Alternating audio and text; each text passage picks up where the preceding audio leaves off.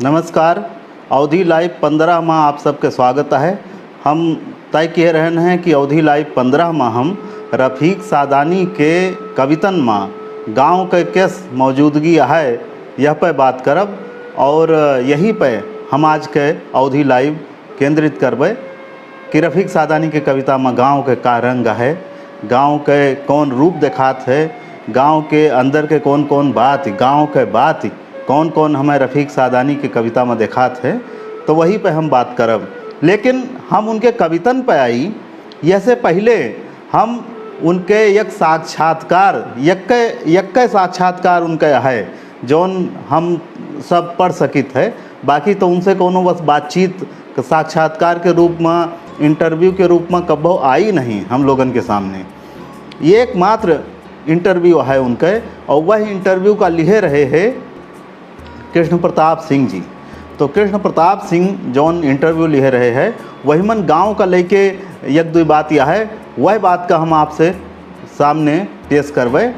तो रफ़ीक सादानी से पूछा गया कि गांव से जुड़ा हुआ वह अपन जौन संबंध बताइन, तो वह कहिन कि हम कविता तो बड़ी बड़ी ऊंची जगहन पे पढ़न हैं, ऐसी ऐसी जगहन पे पढ़न हैं कि देश में, बड़े बड़े शहरन में, महानगरन में, बहुत राजभवनन में, राज सदनन में पढ़न हैं, लेकिन कहूँ हमें वो सम्मान नहीं मिला जौन सम्मान हम गांव में अपने किसानन के बीच में, अपने गांव वालन के बीच में कविता पढ़ के उनके बीच में कविता पहुँचाए के जौन सम्मान हमें मिला, वो सम्मान हमें कहूँ नहीं मिला।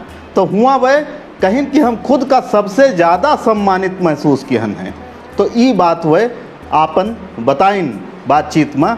दूसर बात जौन रफ़ीक सादानी के गांव के इंटरव्यू में जौन बात कहे हैं वो ये है कि गांव के चाल और शहर के चाल कैसे दुई अलग अलग चाल हुआ है और गांव के चाल का वह ज़्यादा बढ़िया समझत ही। आप लोगन के कमेंट आवता है, मलका काश्यप जी प्रणाम आपका, संजय अवधि जी जुड़े के लिए शुक्रिया, आलोक तिवारी जी जुड़े के लिए शुक्रिया, आप सब जुड़ा है। हम बात आगे बढ़ाई तहन। तो इंटरव्यू में काव कहिन रफ़ीक सादानी, देखो दुई चाल यह है विकास के हमें देखात है, एक तो गांव वाली चाल यह है, एक शहर वाली चाल यह है। आज आप देखत हैं कि शहर वाली चाल के का स्थिति आपके सामने दिखाती है कि सब ही गाँव एक वारी भागत है। कितनों उनके कविता है, अवधि के कवि हैं आद्या प्रसाद उन्मत्त, कितनों क्यों शहर रहे लेकिन जब मुसीबत आवत है तो उनके पंक्ति है सब गाँवें कैती भागत ही।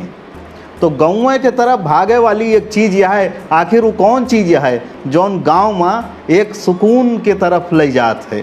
खैर यह बात का हम रफ़ीक सादानी के बात से जोड़ के रखी तहन कि जब उनसे कहा गया कि गांव और शहर एक बहुत पढ़ी लिखी विकसित दुनिया है, तो वह दुनिया के और यह दुनिया के का हकीकत यह है और का तुम्हें अपने गांव के हुए पे और अपने पढ़े लिखे ना हुए पे का कोनो अफसोस हुआ है, वह के कोनो दिक्कत महसूस हुआ है। तो वह कहिन और यही से जाना जा सकता है कि वह कितनी मार्के के बाद कहता है अपने गाँवन का लेके और शहरन का लेके।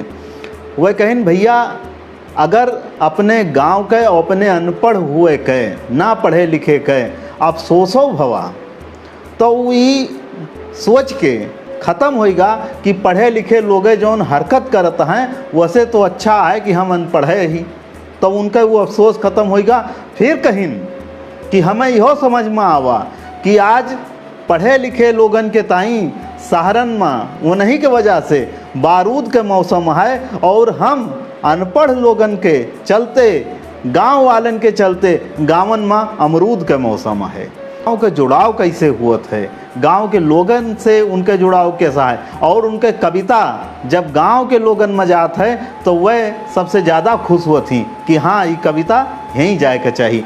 बावजूद कि वह मंच पर कविता पढ़त थी और बहुत बढ़िया कविता पढ़त थी, लेकिन वही के हिसाब से सबसे ज़्यादा वह खुद का सम्मानित महसूस करत थी तो गांव में करत थी।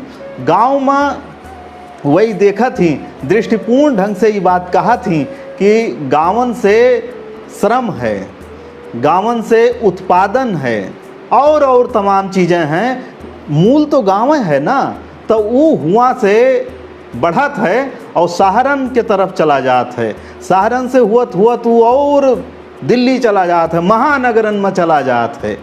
वह के खामियाजा ये हुआ है कि गांव जौन की सब कुछ दियत है वो रह जात है और जे कुछ नहीं करत है वही तरीके से वो सारा प्रॉफिट वो ले लियत है। तो ये मुनाफाखोरी के जौन सहारू चालिया है वह के वह नस निकार के दिखावत हैं अपने कविता में। जब वही कविता कहा थी कि पाखंडी रहें छाँव में, घामे में जरी हम, जलपान करें नेता भुगतान करी हम, और भारत के किसानन के दुर्भाग तनी देखो, गल्ला का धरे दिल्ली और भूसा का धरी हम। तो किसानन के दुर्भाग है, यानी कि गांव लोगन के दुर्भाग है, सगरो वह पैदावार करत ही, उत्पादन करत ही और सब कुछ लय के सारा मस्का शहर में चला जात है और जौन रह जात है वैसने वो गांव के ताई रह जात है। गल्ला गेहूँ सब चला जात है और भूसा गांव धरे ताई रह जात है। तो यह बात का देखा जा सकता है कि वह कहा थी कि उत्पादन सारा गांव के तरफ से हुआ है और वो चला जात है सहारन के तरफ चला जात है।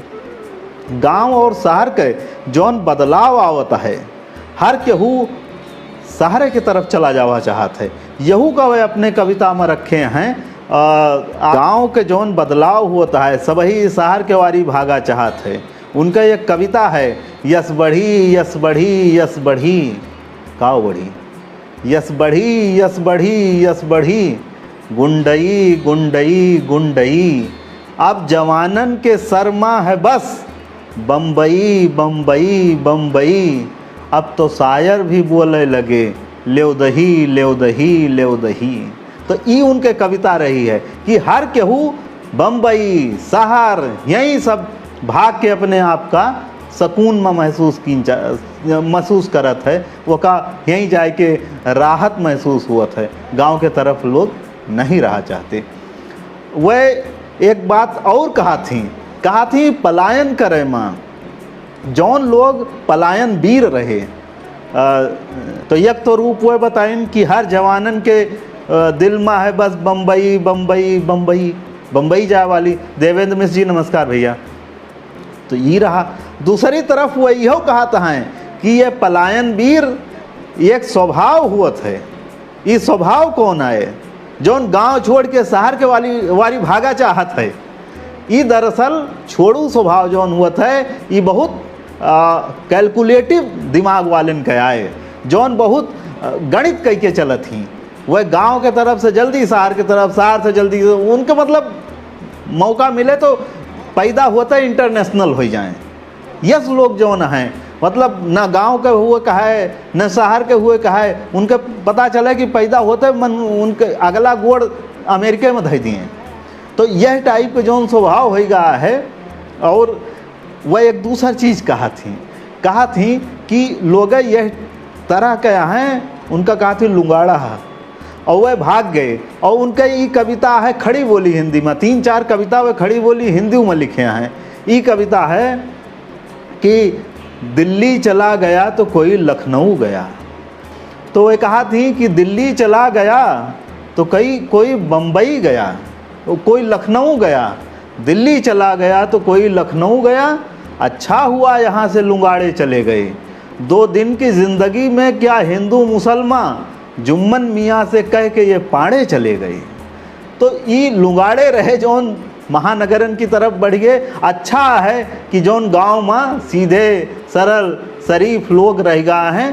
तो वह औरों जगह कविता में कहे हैं कि गांव के जौन आदमी है वो दंगा फसाद नहीं करत, वो जौन है एक दूसरे को के दिमाग इतना तेज नहीं लागत। जैसे शहर में ऑर्गेनाइज ढंग से लोगन के बीच में विभाजन जातीय या सांप्रदायिक करे वाले लोग हैं, वह तुलना में गांव विभाजन के बादो हो जो है जात के विभाजन है, धर्म के विभाजन है, लेकिन वो एक दूसरे पर वही तरीके से रहन हैं कि वही ये बात कविता में गांव का लेके उनके सहानुभूति या उनके जीव गाँव में बसत है।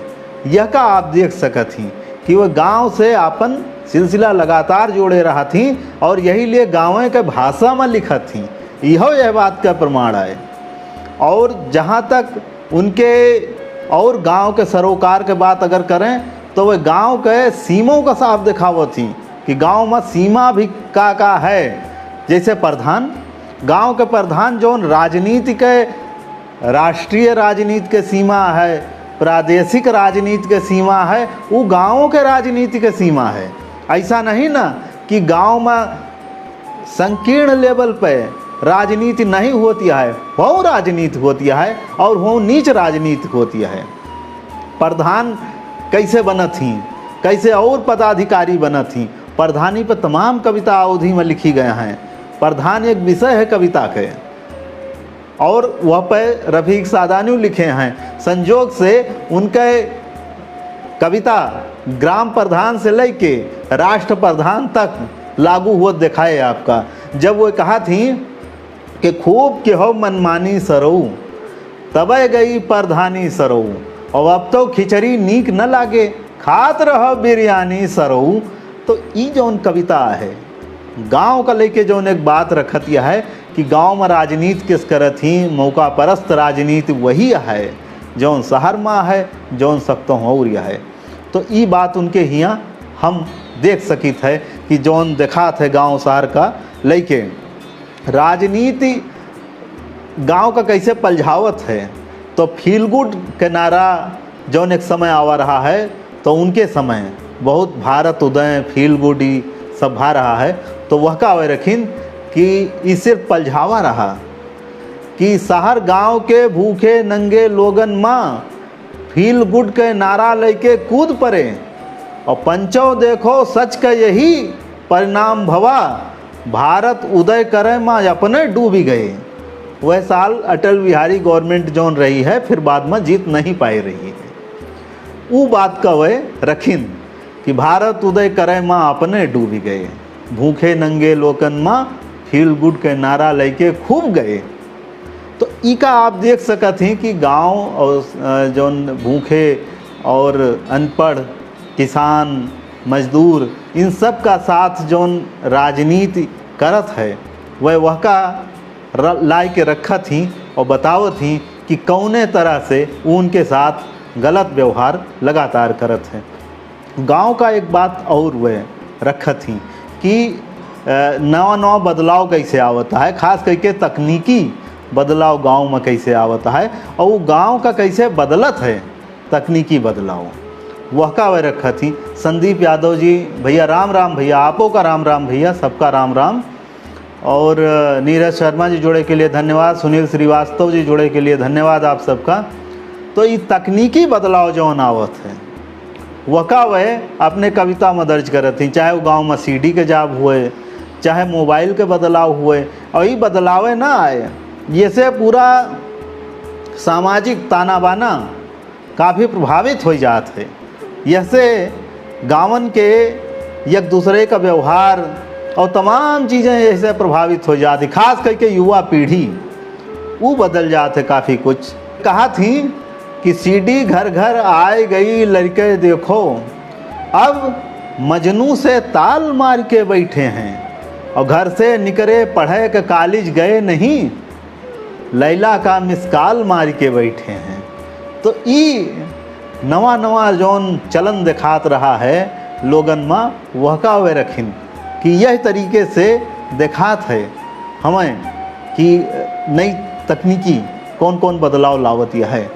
यही तरीके से सबका चित्त फोने में लाग रहा था। आजकल तो लागत है कि जैसे शरीर का एक हिस्सा है फ़ोन, जैसे हाथ होता है, जैसे गोड़ होता है, जैसे आँख होता है, जैसे कान होता है, जैसे शरीर का हिस्सा होता है, वैसे फ़ोनों का एक हिस्सा डिक्लेयर कर दिए के चाहिए। यह तरीके से वो लगातार जुड़ा रहा था। लागत है कि मनई के मोबाइल से जुड़ाव तकनीकी जुड़ाव नहीं, जैविक जुड़ाव होगा हुए, यह तरीके से लागत है। तो वह कहा थी वह समय शुरुआत में जब आवा रहा है, वो नहीं मोबाइल देखत देखत रात रहा और पता चले कहाँ जाता है पता नहीं ना, कितनों जने सेल्फी लियत कहाँ चला गए पता नहीं चला। ओके सबके खबर आप सब सुनबे भई हैं।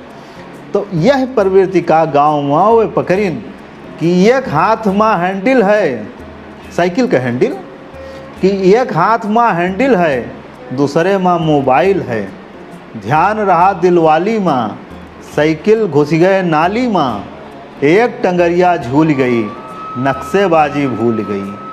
तो ये कविता है उनके जेमा वो बतावत ही कि नई तकनीक आवे के साथ लोगन के दिमाग का यह मेर से वो बदलत या है, बाँटत या है कि केहू जौने काम पे नहीं करा है वह काम पे वो सही लाग नहीं पाता है, वो एक दूसरे दिशा में खींचत चला जाता है।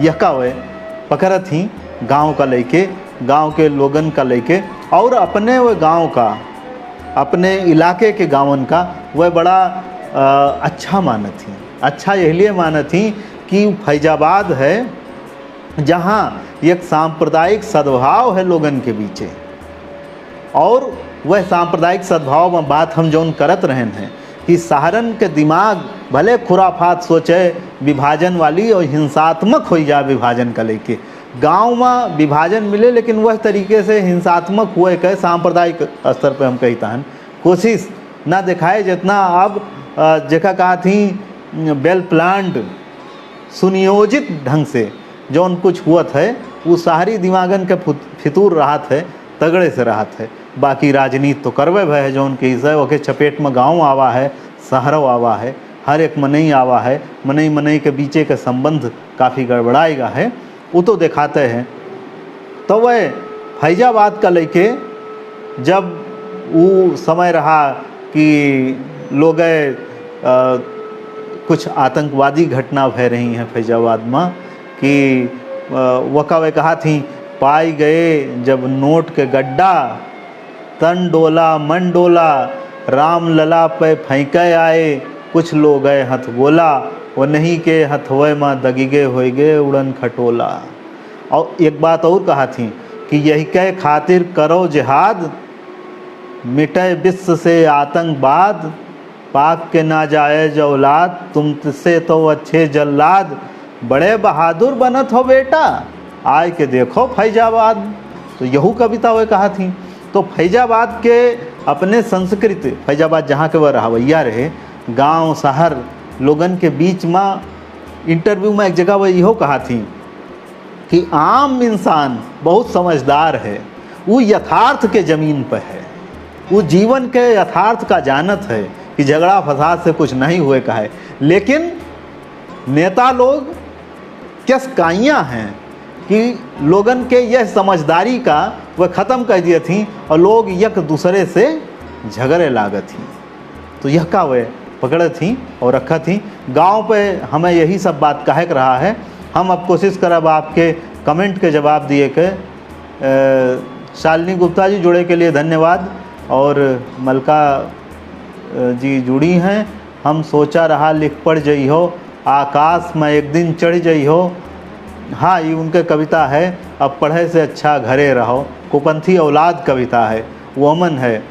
आकाश में एक दिन चढ़ जई हो, और आगे यही तरीके से कविता है। कुपंथी औलाद कविता की लाइन है, का पता रहा लोफर बनी हो, आगे यही कविता में आए थे। अब बाप के सब सुख चरे रहो, तू पढ़े से अच्छा घरे रहो, चाहे खटिया पर पड़े रहो। यह तरीके की एक पंक्ति है कि जौने डगर पे तरुआ तोरा छील गवा है, वह राह पे रफ़ीक बहुत दूर गवा है। और लालचो घमंड की परछाई से बचो, संसार में कितनों का खड़े लील गवा है। तो ये कविता है, 4 लाइन के, बड़ी सुंदर कविता है। अब हम ये लाइव का अपनी तरफ से ख़त्म करबे, आपके जवाब देबे। और बाकी जो देर से जुड़ा है तो शुरू से सुन सकत है, जब ये ख़त्म हो जाए तो सुना जा सके। आप सबका बहुत बहुत धन्यवाद। आप सब आए, हमें बड़ा नीक लाग। कमेंट किहिन वो नीक लाग, कमेंट के जवाब हम अब्बे देवे। और अगले लाइव तक के ताई आप सबका राम राम।